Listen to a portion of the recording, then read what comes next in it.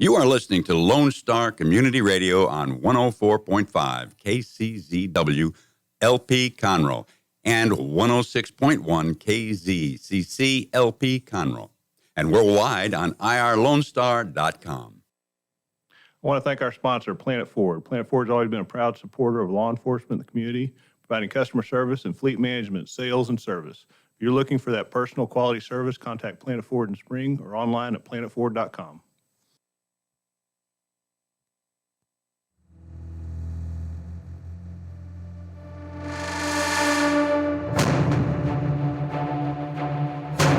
You're listening to Crime Scene Today. I'm your host, Dan Zentek. We talk about current and future issues facing law enforcement, forensic, and crime scene investigations. Today, joining me is Fadi Riss, a cold case detective from Montgomery County Sheriff's Office. Fadi, thank you for coming in today.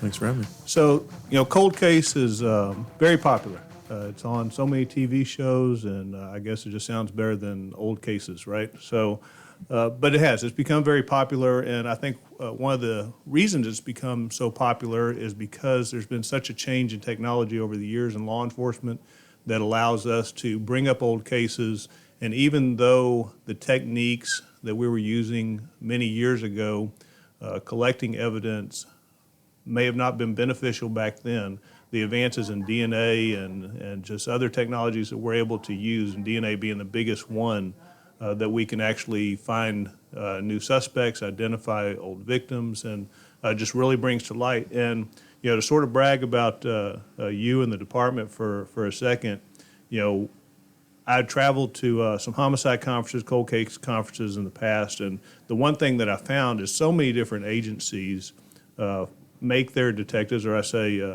in their cold case division, are their homicide detectives. There will be a cold case that they're working along with any active cases, the regular cases that are coming in. And I think to really hit that home, there was one detective who was presenting a case, and it took him 7 years to work one case because he had to do it in between the active cases that were coming in for homicides that he was on call regular week.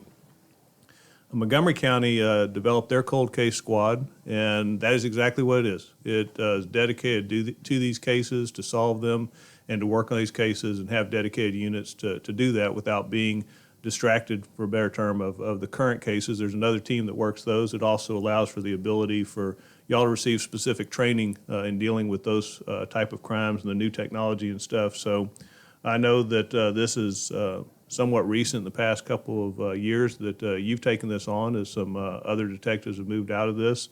So what are some of the challenges, I guess, and you worked all the active homicides, so what are some bigger challenges in working on cold case versus a fresh case? So, like you said, DNA is the biggest thing now with the new technology, and with these old cases, you may have evidence and then you may not. And the evidence that you may have was not stored properly. And so the DNA, when tested, is not there.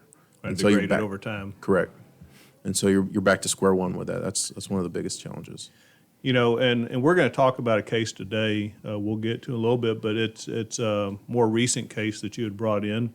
But I wanted to talk about certainly y'all's website and what y'all currently have and different things that are open. See, if you go to the Montgomery County Sheriff's Office, Texas website and go to cold case, or you can just type MCSO cold case and it'll pop up in your Google search. And there's a list, a PDF that's been created of y'all solved cases and your unsolved cases. At last that I checked, that there were 53 open cases that were listed on there.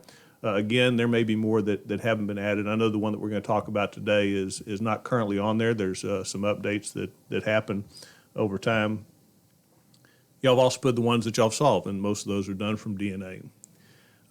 Today, we're going to be talking about a missing person. So it's not just murders that we don't find suspects in that lead to cold case. There's also missing persons. There's bones that we find, and those type of things. So in going through the list, because let's face it, it's much easier to solve a crime when you have a body. Correct. right? I mean, we have evidence of who it is. We have evidence of how things happened, how they were murdered, and so without the body, it creates a lot more difficulties, just like the case that we'll talk about. To cover a couple of cases, and this is just off of y'all's website, some of the 90s cases, because what we're going to be dealing with today is a missing person, that the body was not recovered. And when I say body was not recovered, it sort of leaves that open as, okay, well, how do we prove that they're murdered, right? Right. And we have a lot of cases like that. So going through some, these are just Montgomery County cases. Back in 92, we have Darrell Calhoun and Michael Keith. They went to a bar in Conroe to sell some weed. They were never seen again, but their vehicle was found. It was chopped up. It was in the San Jacinto County, but again, they have not been found. In 93, Jane Crone, a 34-year-old female from Magnolia, went to a nightclub on November 12th. Husband reported her missing on the 13th, and her car was found in Harris County on the 19th. Again, she was never seen.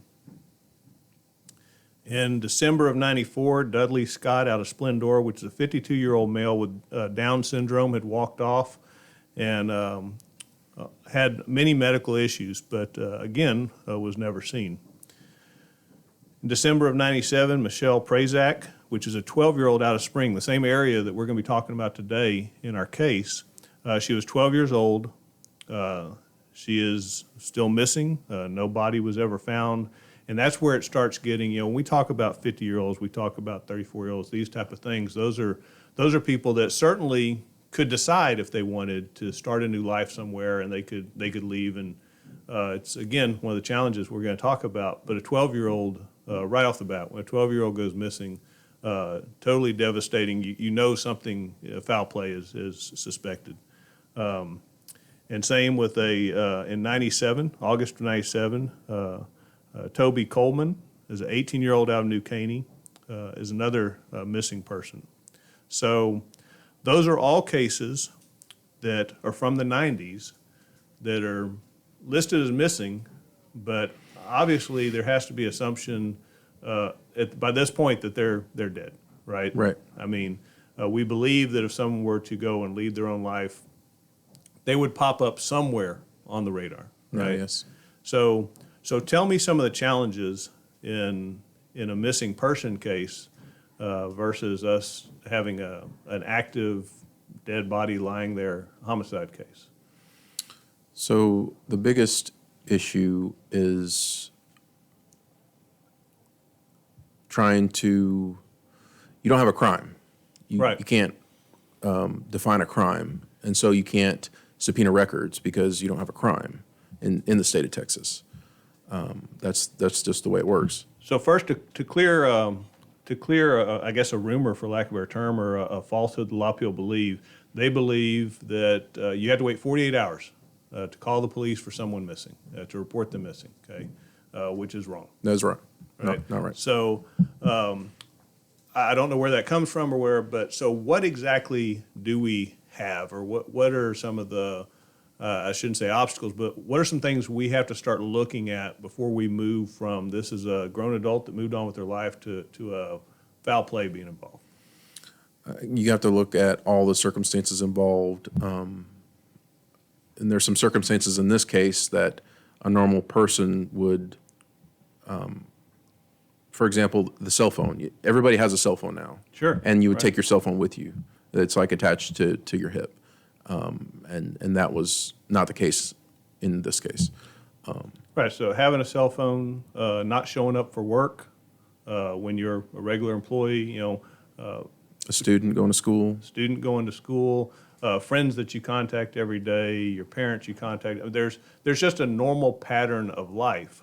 But again, you have to overcome that obstacle to get subpoena powers, to get warrant powers, because in a warrant or in a subpoena, we have to name a crime. And in these cases, we have to basically either name murder or kidnapping. And we have to have probable cause to get to that point, right? And And in doing so, that's where this hurdle comes. It's because they didn't show up, and is there enough? Because there's nothing in the law that basically says after 48 hours they're missing. Right. There's nothing we can turn to that says if this, then we can use all of our legal powers that we have to look at cell phone records, bank records, all the things that we would normally do to try to see if they are still active in some way, right? Right. So, we've touched on it, but I mean, getting to your case, and I'll let you tell the story, but basically the general summary is on October 19th of 2011, T.J. Murray, Thomas Charles Murray, he was 24, went missing after leaving a bar, was currently a Sam Houston State University student and from the local area. So this happened in 2011. We're in 2020. No one has heard from TJ. There is every belief that TJ has been murdered, that there's foul play involved. There's no reason to believe that TJ has moved on with his life somewhere and is living somewhere that his parents are unaware of, his friends are unaware of. So Fadi, why don't you tell me a little bit about this case? I know you've done a lot of research on it. So it was actually October 18th. He went out drinking with a friend of his, and they went to several bars in the Spring area off of Sawdust Road in South Montgomery County. They started off at one. TJ left his dad's truck that he drove that night to the bar, left that at the time it was On the Rocks bar. Right. Left his truck there, got in the car with his friend. They went then to the 19th hole bar. And then after there, they went to Rookie's Sports Bar, also on Sawdust Road. While at Rookie's, he got into a confrontation and was then kicked out of the bar. Now, this is after midnight, now the 19th. Right. He's seen out in front of the bar, assumingly waiting on his friend who's still inside the bar. He's then seen walking south along the sidewalk and then out of camera view at about 12:37 a.m. on the 19th. And that's the last time he's ever seen. So now y'all have video of the bar. You have video of him leaving the Yes. bar, and some questions that we'll talk about in a little bit, because obviously this it's a very concerning case. I mean, we have a young person that's gone missing, possibly murdered, and they're at 20. You have all sorts of friends, and he had tons of friends that were greatly concerned. So some questions have come up as far as, and one was video. So were there other people on the rocks? Was it just him and his friend? Was there a confrontation there? Was there a reason they left that bar to go to the other than just bar hopping for the evening? No, there was no confrontation on the rocks. There was a confrontation at the 19th hole. Okay. And we do not have video at 19th hole. That video was overwritten by the time we went to get it. So there was a confrontation with another couple, and we didn't hear that they got kicked out. They just left the bar. On their own to go to another place. So, and when you speak about the delay, one of the things that certainly we can address in this, it's sort of out there, is one of the reasons, besides just this being a 20-year-old, is his connection to the community, or more importantly, his father's connection to the community, right? Yes. His father was a local coach for baseball and PE at one of the local schools, and very influential in the students' lives, very active, just a loved person by his students and whatever. So obviously when this tragedy happens to his family, so many people want to help, right? Yes. And one of the delays in this case is that due to those relationships that had developed, he had called a personal friend in law enforcement and relayed that to him. And so they sort of had conversations, again, going back to sort of our earlier talk, and that is what is missing, right? I mean, just because someone didn't come home that evening, there has to be more. So they started taking time to look in to those avenues to explore, is he truly missing? Did he just go on his own, or these type of things?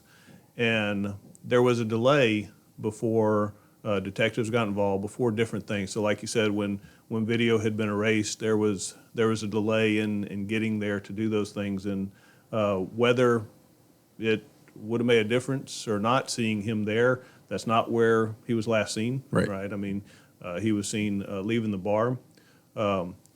The confrontation that happened at the bar obviously is the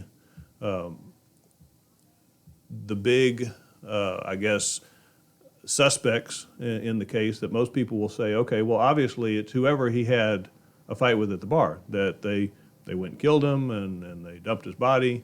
But there's reason to believe that there wasn't actual time for that.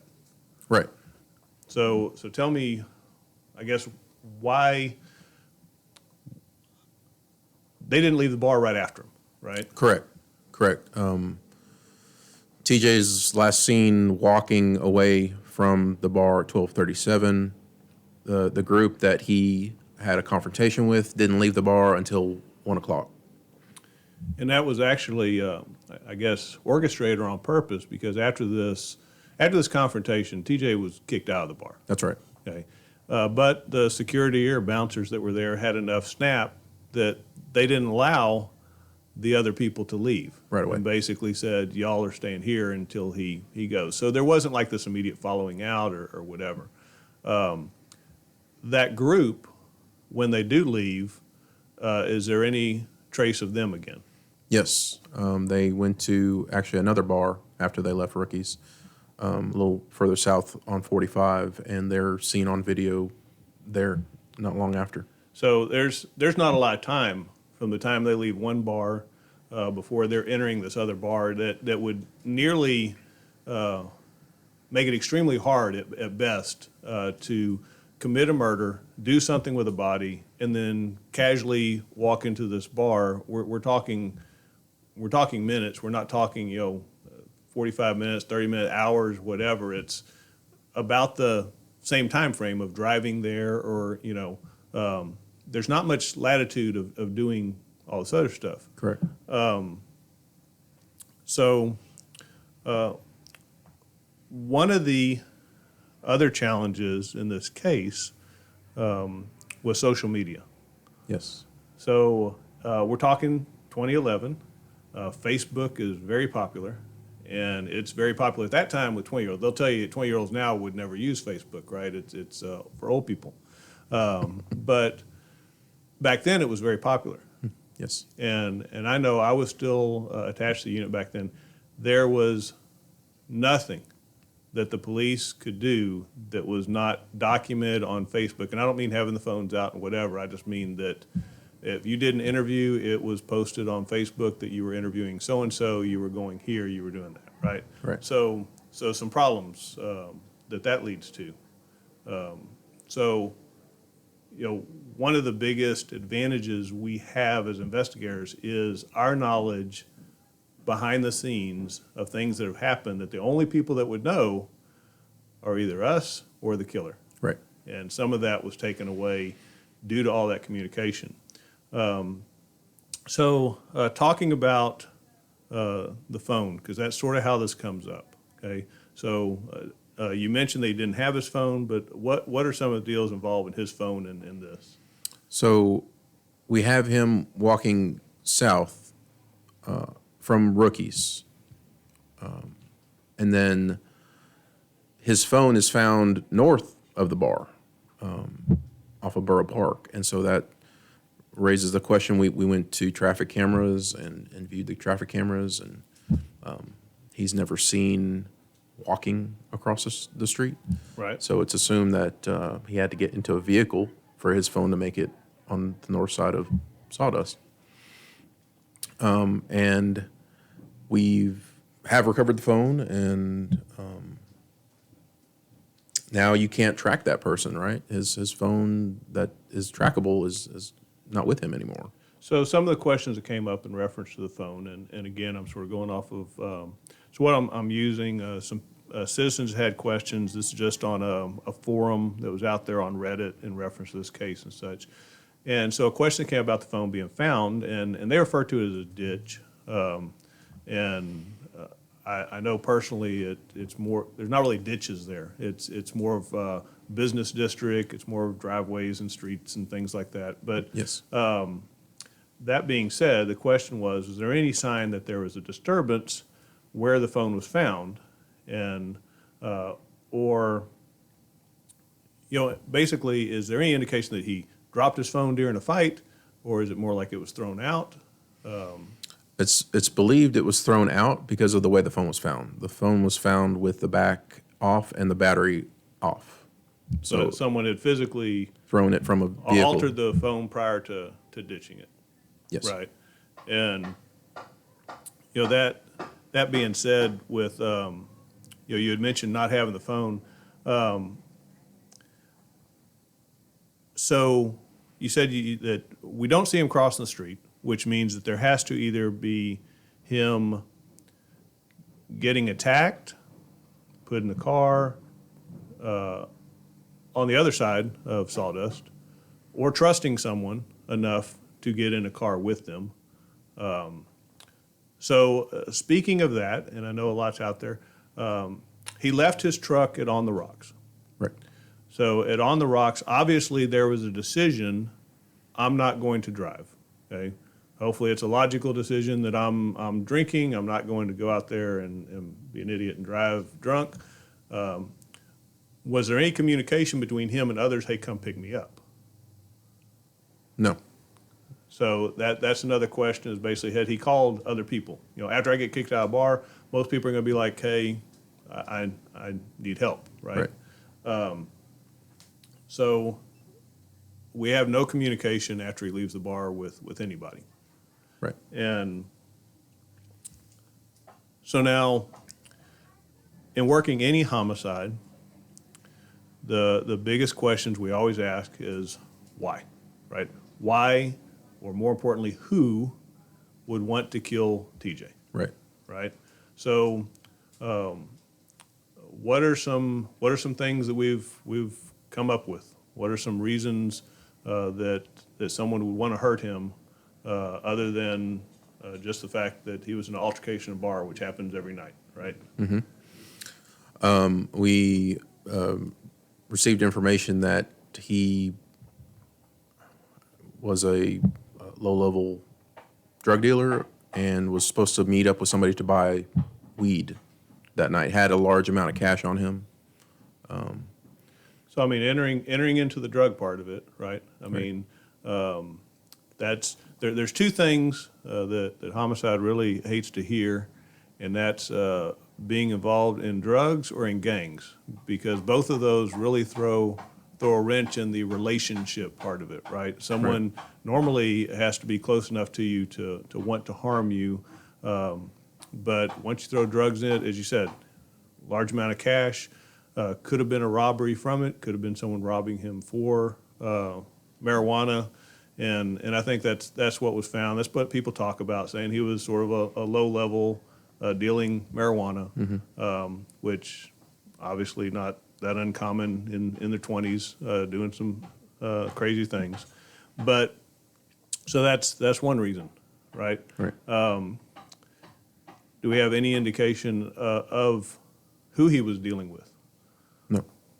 So we know that it's an option, right? We know that whenever we involve drugs in it, at that point, we speak to the logical of that night. Like maybe he had money on him, maybe he went to go sell, maybe he was robbed. But that doesn't mean that there wasn't a drug deal that went bad a month ago, weeks ago. That there's something that ripped somebody off, did something or whatever.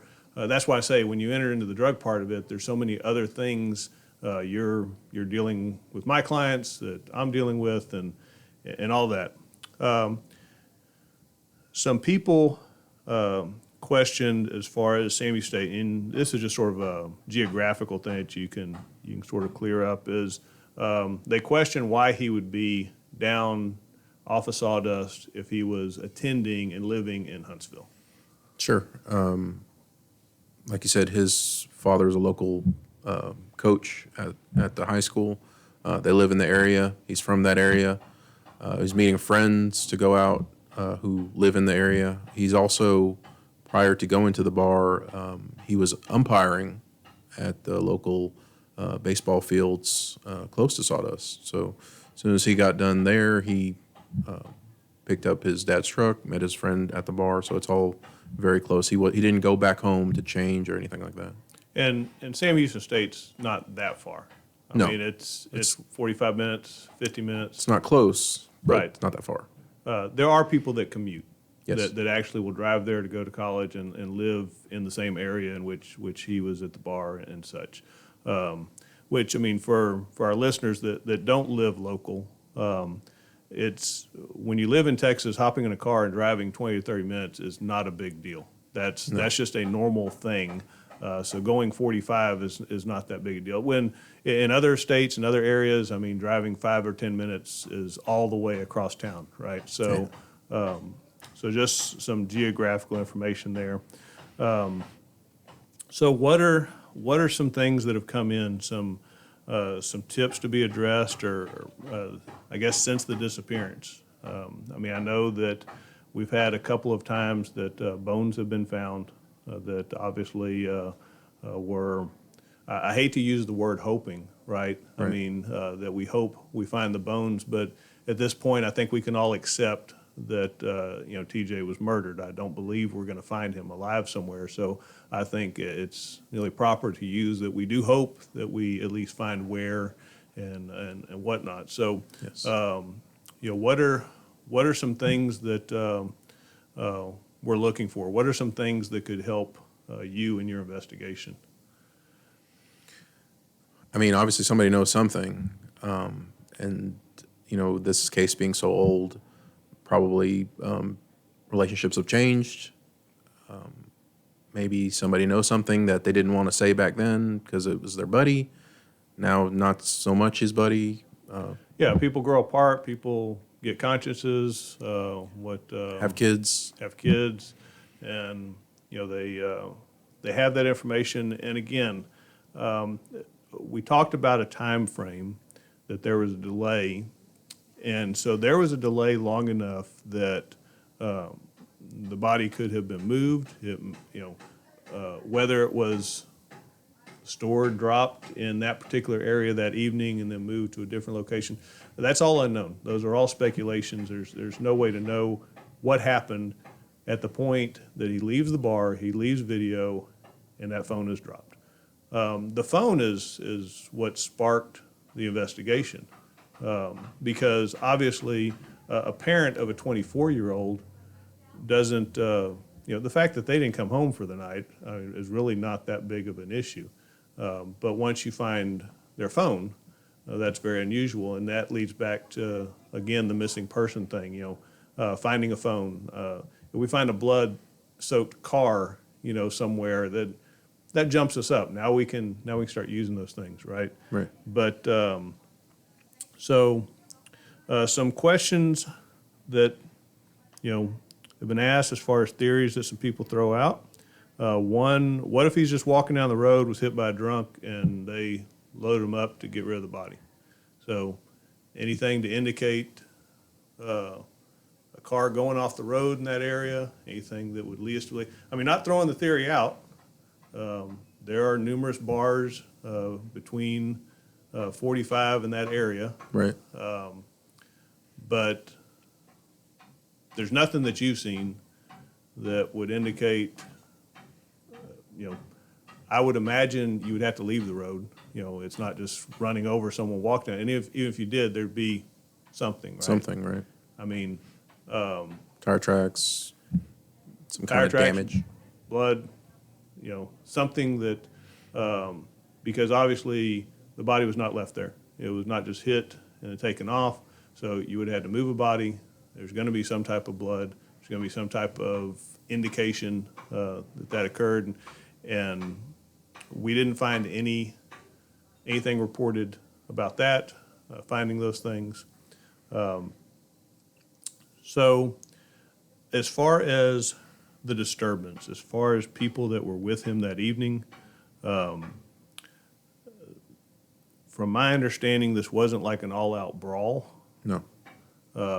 This was words, either pushing or a slapping or something of that nature that led to him getting thrown out.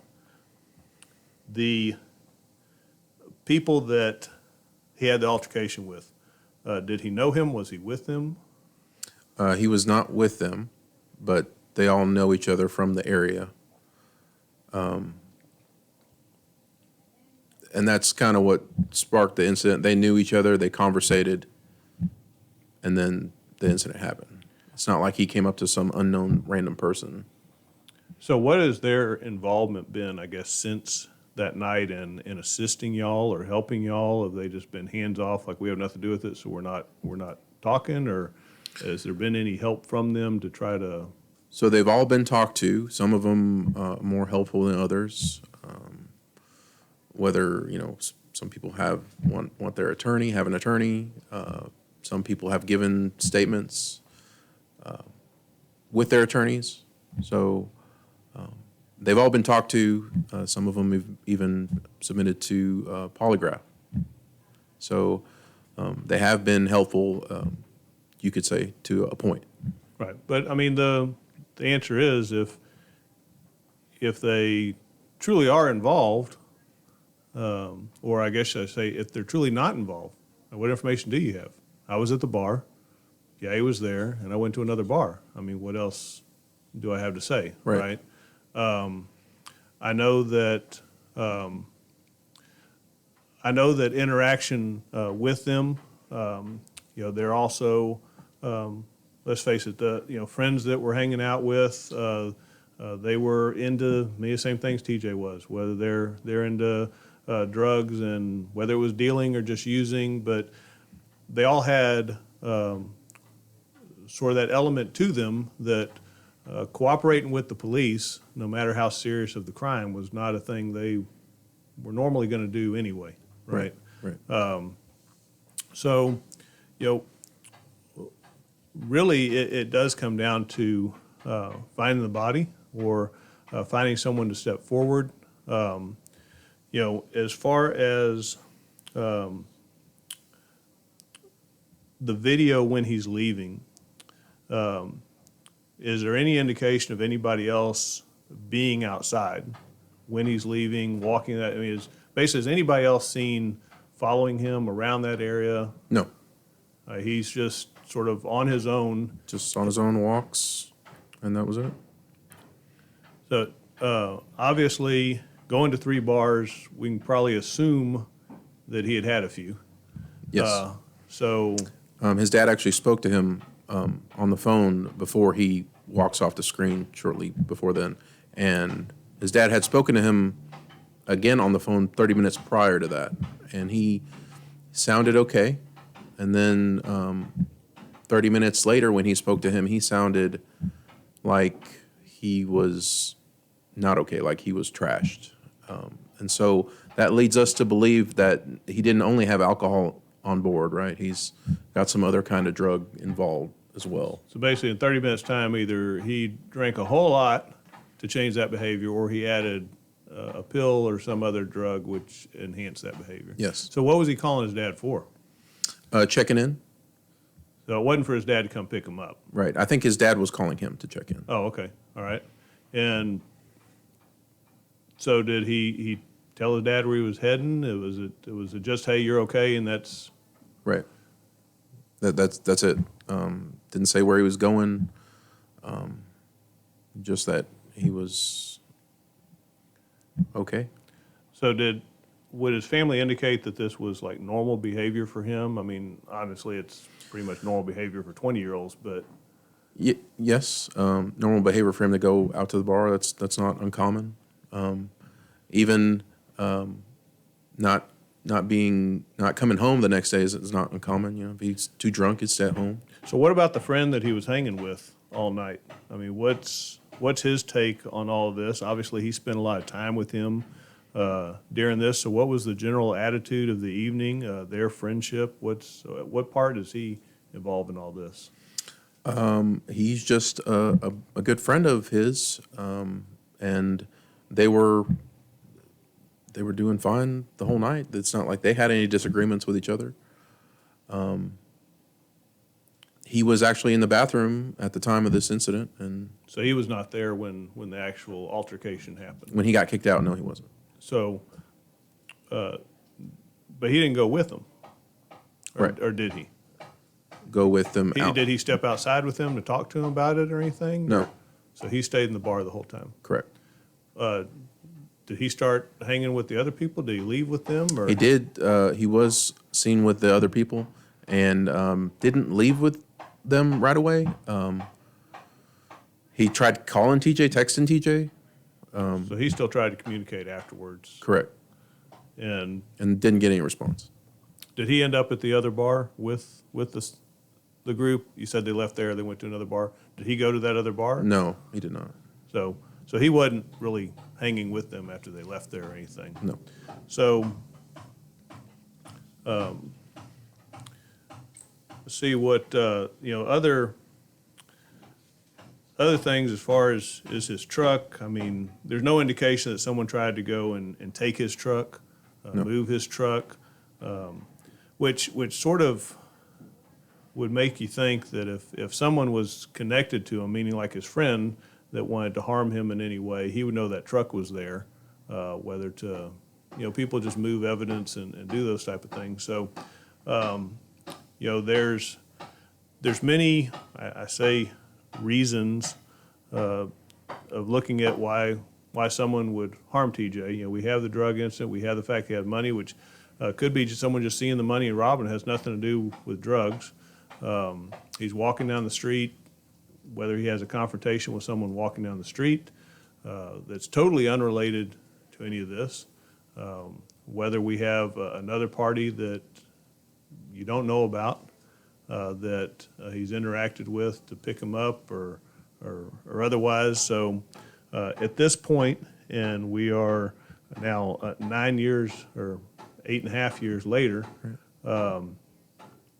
I know, again, there have been searches, so sort of covering some of the things that people ask about.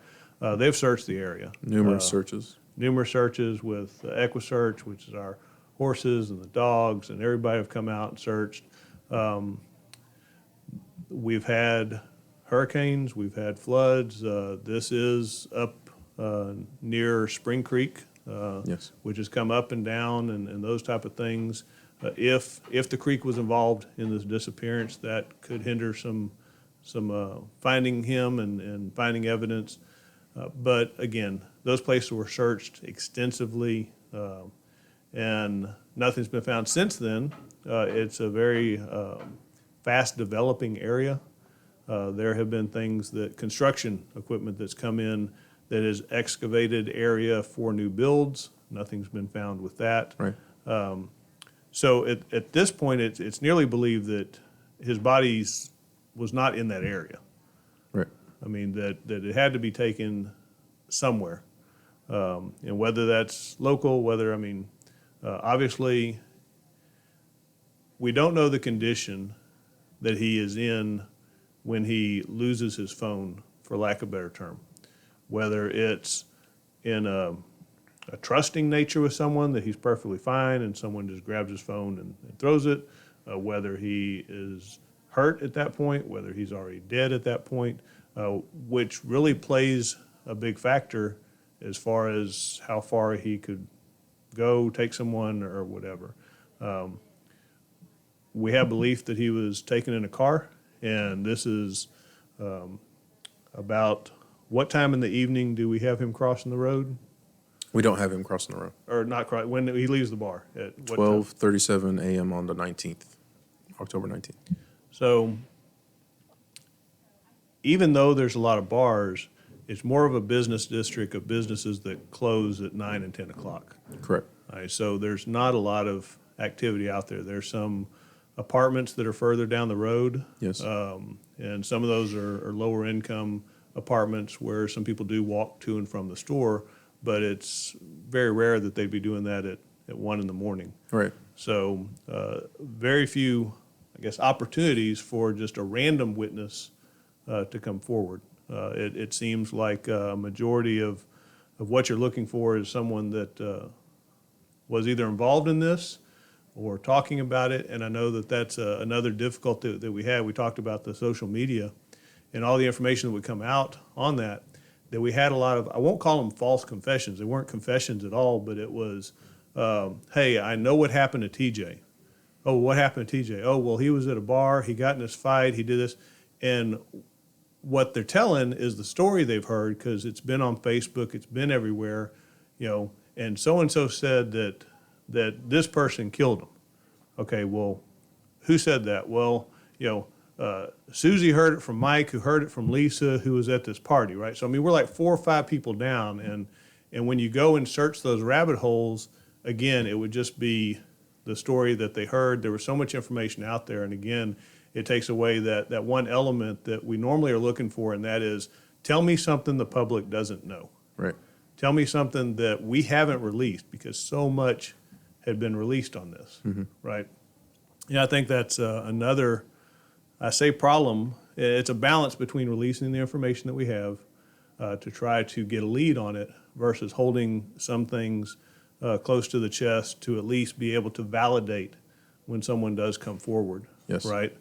And so, in speaking of TJ, and I know, again, sad for the family as far as the community and the connection with him. And I know that, what was it, 7 or 9 months later, his brother had also passed away, had drowned on I think it was a tubing deal. So the family has just had impact after impact, losing their sons and stuff. And certainly we want closure for them. We want to get the family justice, TJ justice.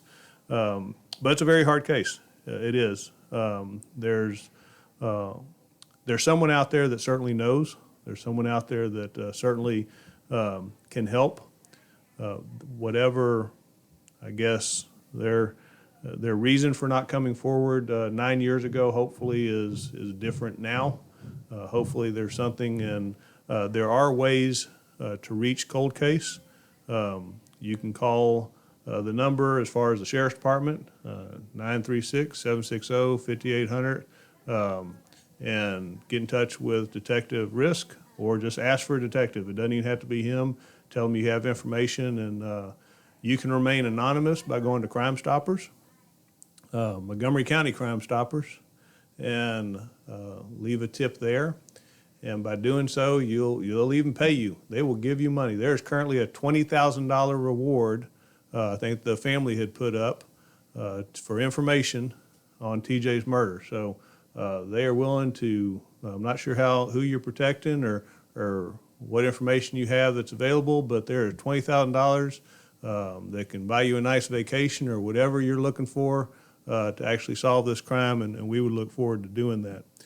Speaking of just some of the techniques and things to sort of, is there anything else you wanted to add on the TJ case? Also, real quick, Yeah. we have our emails are under the cold case section of our website. If Yeah, email go is rather what you want to do, and it's my email is fadi.rizk@mctx.org.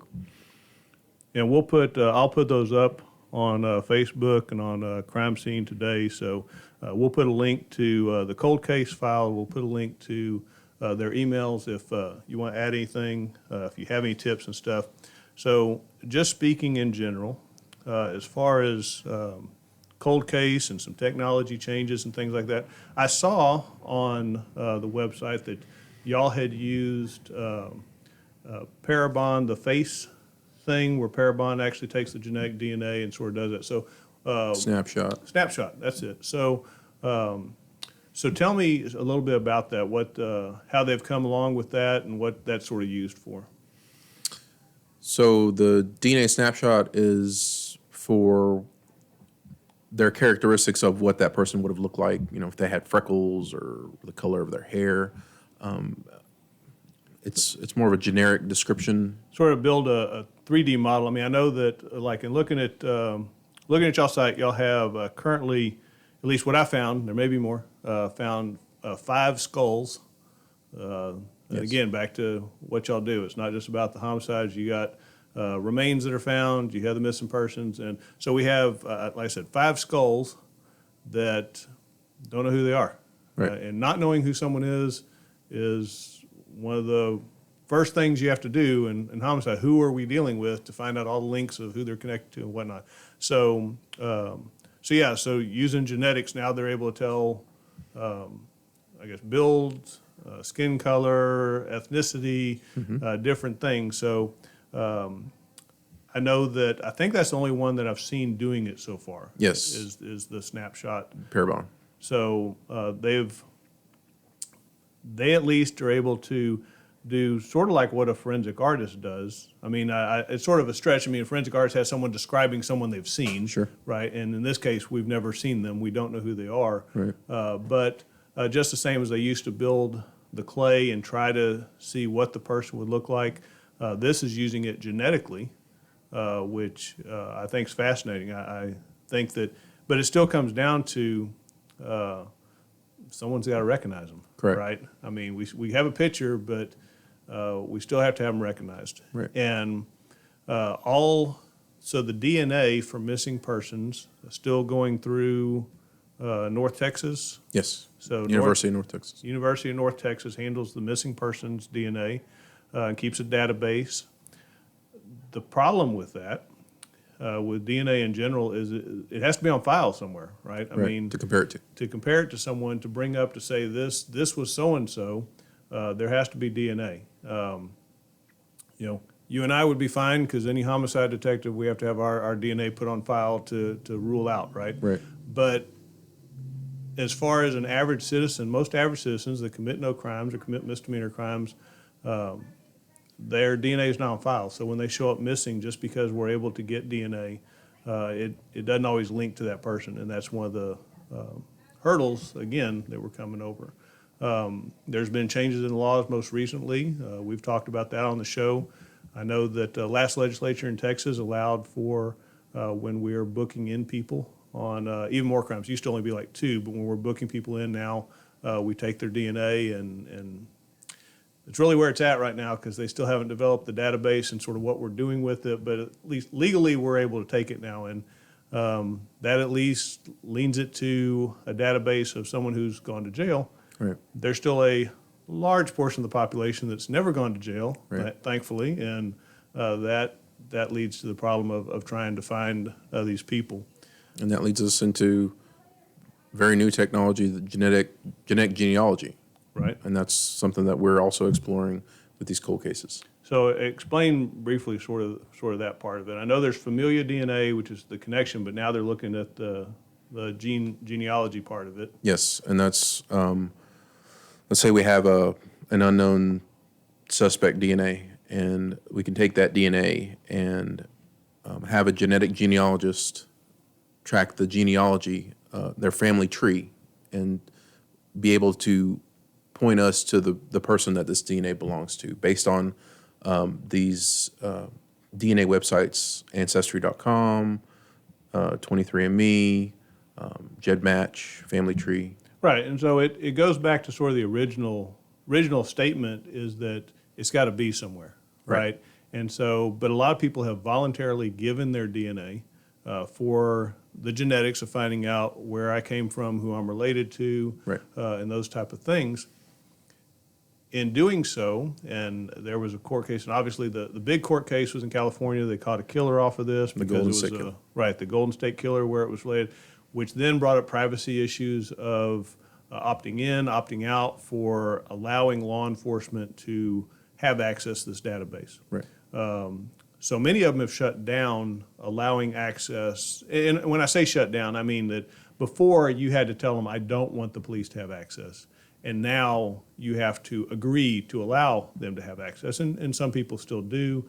But I know that it was a database of millions that dropped to thousands in 1 week. So it's slowly building up. It does at least give us an area, which sometimes is beneficial, that this family member, this person was from Louisiana, southern Louisiana, those type of things. So again, it is. I think that's one of the latest technologies that's really going to show some advancement.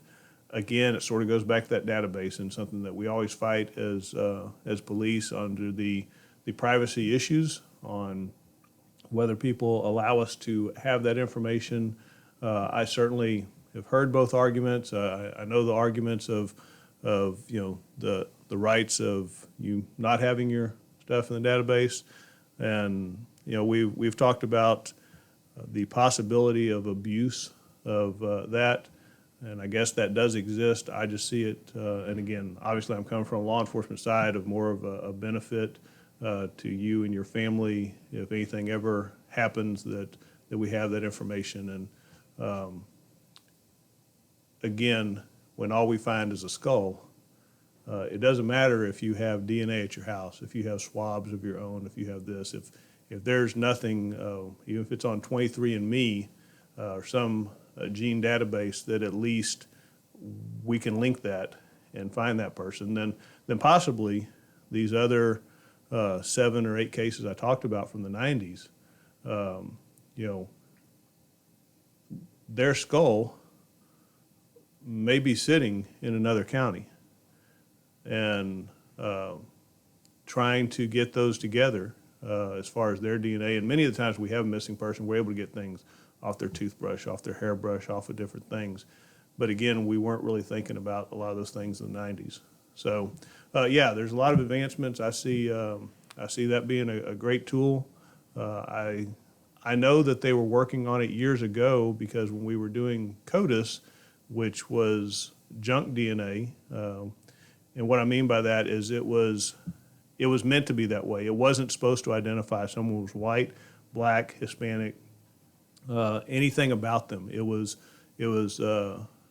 certain loci on the genes that would just identify this person was a match to this other DNA.